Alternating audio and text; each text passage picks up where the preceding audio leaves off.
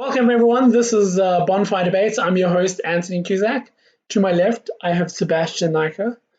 And this is going to be a short form video where we do essays. We are calling it Little Embers. And it's going to be essay formed videos or discussions about movies, video games, comic books. Tonight's topic, we're talking about privacy and the internet. Is it important? Do you need to be private on the internet? Or should you just have your vidcam? What am I trying to say? Your webcam on permanently with the microphone strapped to you and just make the NSA's job a lot easier for themselves. So yeah, Facebook, where this mostly comes from for our viewers that didn't see the previous video that now doesn't exist. Facebook has announced that with the latest WhatsApp update that they will be sending your user information back to Facebook, and I believe from the 8th of February they might be including adverts in your status updates, which, yeah, that's balls. I mean, that's just straight up balls. But I think this topic does come up quite often here and there of internet privacy, and the two main camps tend to be like, hey, internet privacy is really important. And the other camp is usually like, I don't give a fuck what they know about me. Like, who cares? I don't do anything wrong or dodgy on the internet, so who cares what they know about me? I kind of fall a little bit more into that second camp. Like, I don't care too much what companies know about me. But it is concerning because because it's not necessarily what that company knows about you. It's what they do with the information, right? As we were saying before.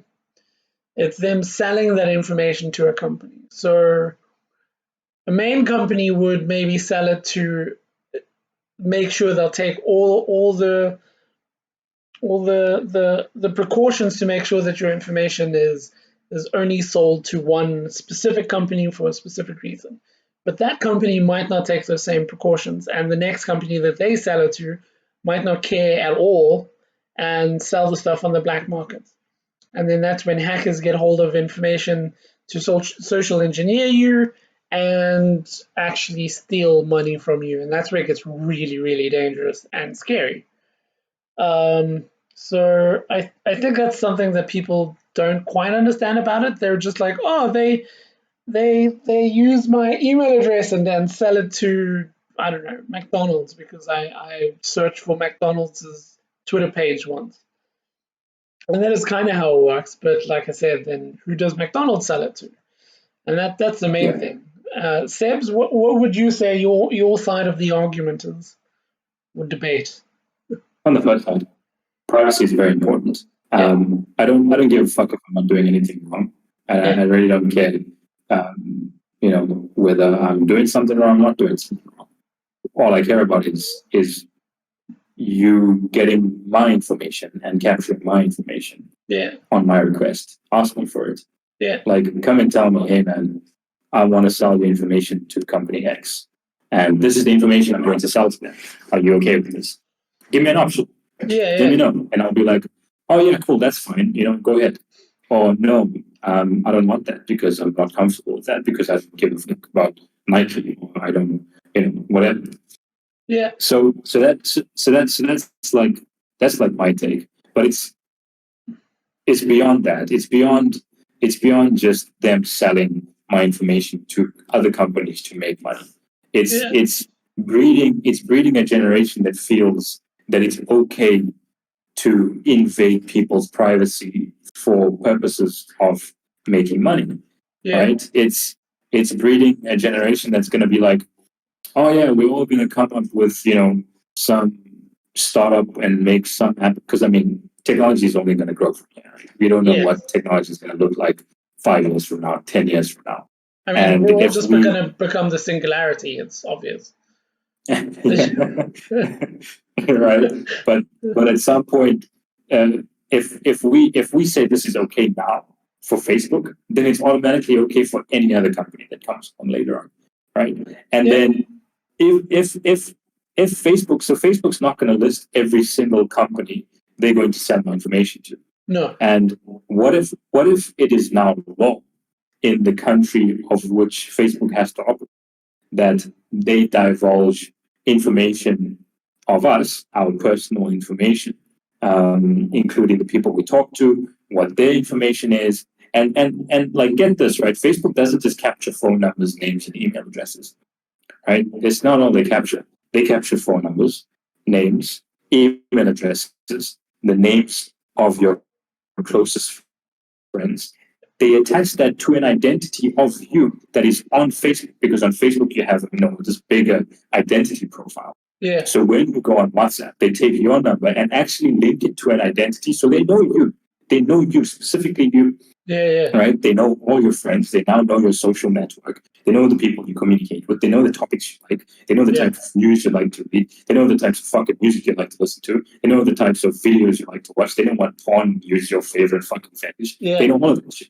Right? Yeah. So they're going to take all that information and use it to basically psychologically manipulate you in a way to be able to give them your money. Yeah. And then when that information, obviously having that information and having that psychological profile, because they could be able to do that, right? All they need to do is write some machine learning algorithm to digest all your information and create a psychological profile of you. Yeah. And that can then now start predicting, all right, Anthony's going to want this, Anthony's going to want that.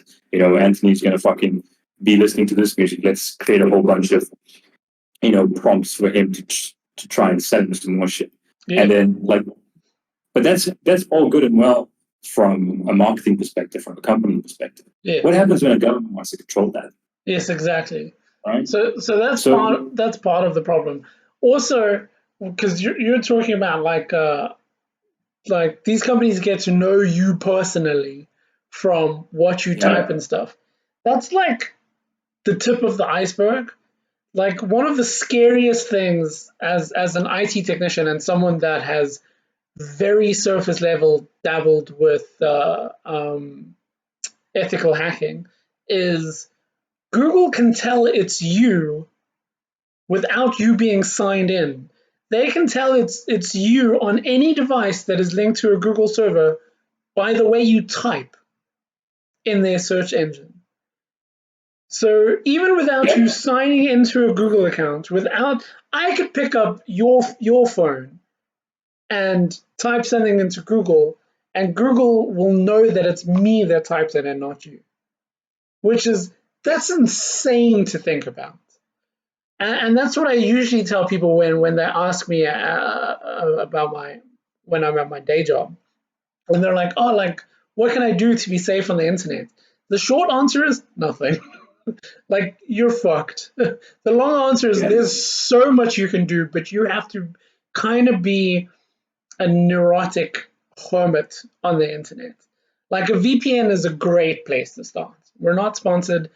We'd love to be sponsored by any VPN company. It'd be awesome. But VPNs are a necessity. Like, people are like, I need an antivirus. No, you need a VPN. And that kind of automatically bakes in an antivirus then into your browser. And that type of stuff. And when you really look into it, the power that these companies have with the data that they get from you, it is scary, man. It's like straitjacket in an insane asylum. People won't believe scary what is just from you not being apathetic of your data on Facebook. Like, that information is crazy powerful and used in ways that we would never understand. Well, you made a very good example in kind of saying, like, I find it super bizarre that people are so paranoid about their browsing patterns and history that they would ask how to be safe on the internet. Right? So, get a VPN. But how can you be paranoid about just your browsing history and your search patterns and not be paranoid about the type of information that you are giving to these social giants willingly, even if you have a VPN? VPN is not going to save you from that. No. And in fact, the information that you would be giving them from research pattern is nothing compared to the information you're giving them from your actual communication social network. Yeah. That is you. Like, they can learn so much about you. And that for me is where I draw the line. And that's why I stand on the side that says, no, fuck you, my privacy is important. Yes. You made this app, I'm using it, but that's it. Let it be what it's supposed to be. Let it be a means for me to communicate with other fucking people. Yes. Don't let it be this app where you're trying to or have to make money off of me for something. If that's the case, create a foundation. That's what Brian Atkin did. Similar. Yeah, exactly. Right? Because he founded this company that was supposed to make communicating easier and safe. And it was that for a long time, which is why, however many billion people decided that they're going to start using WhatsApp. I think it said 1.6 billion people on Earth. Yeah, that was 3 years ago. Is that how old that article is? Yeah. Oh shit, dude, that's terrifying. Yeah. So that was 3 years ago. Obviously, that shares increased now, maybe tripled even. I don't know. But the reason he left was because he couldn't prevent them from implementing those new features that they wanted to implement. Yeah. And they haven't been implemented up until now. Well, certain ones have been, but they still couldn't capture the information that they want to do as they are doing now. So with this, if I don't know if you recall, maybe it was like a year ago or a year and a half ago, where there was this other huge explosion about, Facebook's doing this and this with WhatsApp, and then a whole bunch of people decided, no, fuck this, we're moving over to Telegram, and we're going to start using Telegram. I think it was about a year ago. I think I vaguely remember something now. It was more or less it was like, I think it was like 6 months after the Cambridge Analytica story with Facebook as well. Exactly. Right. So at that point in time, Facebook's like, okay, look, this is what we want to do with your information, and we're putting that in our terms of service. Yeah. Right? We're not making it a feature set that you can subscribe into, but we're putting that as part of our terms of service. It's not in effect yet, and that was a year ago. Yeah. Right. So it's a year later now, and they're saying that if you continue using WhatsApp with this latest update, this is what you are subscribing into. Yeah, so I mean, so a lot. I think that the other question that people have is like, well, that's fine, but the issue is like, especially for us and this channel specifically, I think a lot of our views and a lot of our subscribers come from Facebook, because Sienna and I do a lot of promoting on Facebook. I mean, we promote everywhere: Instagram, Twitter, Facebook. Follow that shit, people. Follow it. But so from a business point of view, or even a creator's point of view, without those tools, how do you reach anyone? You know what I mean? And as far as I think when it comes to the privacy or the selling of data, or what it needs to be a bit of give and take. Like, you need to understand, if you want Google to give you the search results in the way it gives you, like, it's almost like Google reads your mind. You can type gibberish in there and Google will come back with a search result that you were expecting. That's nothing short of fucking magic. But it's because of their data mining, right? So there's give and take there. But I feel like specific applications, emailing, instant messaging, a service like Discord, even that's predominantly video chats, or Discord's a weird one because it's almost like a chat group as well. Mm-hmm. So, but like a service like Discord, no information there needs to be shared with anyone besides the people on the peer-to-peer connection that we're using, right? There is no reason for anyone besides you and me to know what's being happening. And I mean, we're recording this video, we're going to upload it to YouTube, but that's a different scenario. That's us, though. that's we choosing to share on. Yes, That's exactly. we choosing to share our privacy. And obviously, if we go back to Google or YouTube specifically, they mine the metadata of those videos as well, so that they know, okay, well, on Saturday, Anthem talked about Cyberpunk for 45 minutes. So anyone else that's ever searched Cyberpunk, we're going to link this video into their recommended feed or whatever. But that's okay. Yeah. Because that's exactly how the platform works. Yeah. So I don't know. I kind of lost my question now. So my question would be like, if a company requires your personal information to make the platform work, we feel that it doesn't mean they own that information, right? But Facebook and other tech giants believe that because we require X information about you, it's now our information. It's not your information. It's not. So Sebastian Nike that lives in Durban, South Africa, that likes Linkin Park, that's not your information. That's not info about you. That's Facebook's information. That's originally was put onto Facebook so that you could meet, because I don't know how the age of our audience scales, because YouTube won't tell me. But when Facebook first came out, it was closer to a dating app or a making friends app than what it is now.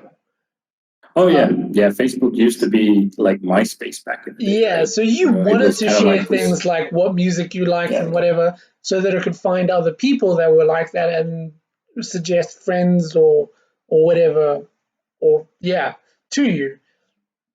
And then that changed somewhere along the line. The reasoning for it being on the platform changed. There's only one reason.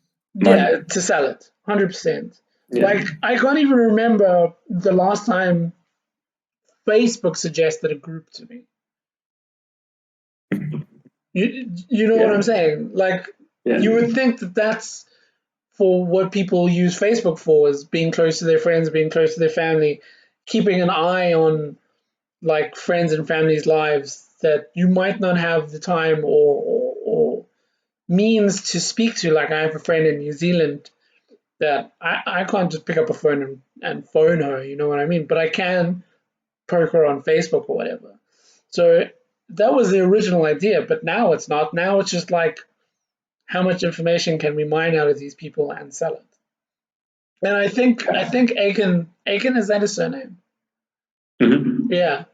He made a valid point that he doesn't feel like the people at Facebook are evil. They're just too business minded. He didn't quite say it that way. He said they're great business people, but that's like, it's the same thing. They're too business minded. Nothing is a user anymore. Everything is, how do we monetize this? How do we monetize someone's username? So what I was basically getting at is if you require something like Xbox Live will require your IP address and your favorite games that you play to work, right? That's the platform. Does that then make it their information? Is that their data to sell? Are you familiar with the data privacy laws in the EU? So what I know about them, besides for the copyright issue that they had a year or two ago, their data privacy laws are way more strict than the US and I guess ours. Yeah, and everywhere else actually. Yeah. And the funny thing is that this update that WhatsApp is making cannot work and will never work in the EU. But okay, so you say that, right? But EA gave two fucks about their anti-gambling laws in the EU, and they still put in loot boxes in FIFA. Like that shit's still there to this day. I mean, EA paid a huge fine, but it's still there. Yeah. So what's preventing Facebook from just doing that? I think data privacy is looked at. I think data privacy is looked at a little bit more under a little more scrutiny than a loot box in a game is in the EU. I think I mean, that's fair. because yeah, like even like the apps we build. So I work for a huge retailer in the UK, Yeah. and anything that we build, we have to make sure that it meets the criteria of the Data Protection Act in the EU.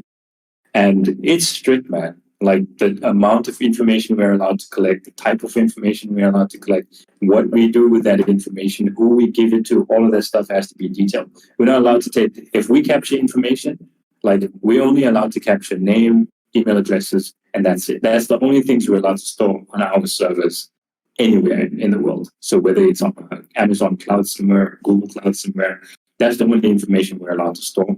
And whatever other diagnostic information that we collect from them by using the chips that we've built. Right? Yeah. So we can't take that information and give it to someone else. Yeah. That is directly because it's not against the yours. law. Exactly. Yeah. Exactly. And that's the thing. And we also have to be very clear in terms of our messaging and how we communicate that to the users that use our app. So whenever a user starts using our app, there's a little message that comes up that says, hey, this is your data.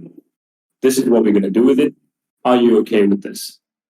And you will have to say yes or no, you're not okay with it. Yeah. And if the user says, no, you're not okay with it, we still allow them to use the app because that's the law. They should have the right to choose what we do with their info. Thank you for indulging us in this debate, this little ember of a video. Sebastian to my left. I've been your host, Anthony Cusack. Let's see if we can reach at least 20 likes on this video. What do you think, Sabs? Do you think we can get 20 likes on this video? He doesn't know. 10 likes. 10 likes. Even one is good. All right, just one. Oh, come on, no, let's give them a bit of a goal. Let's say 20 likes, okay?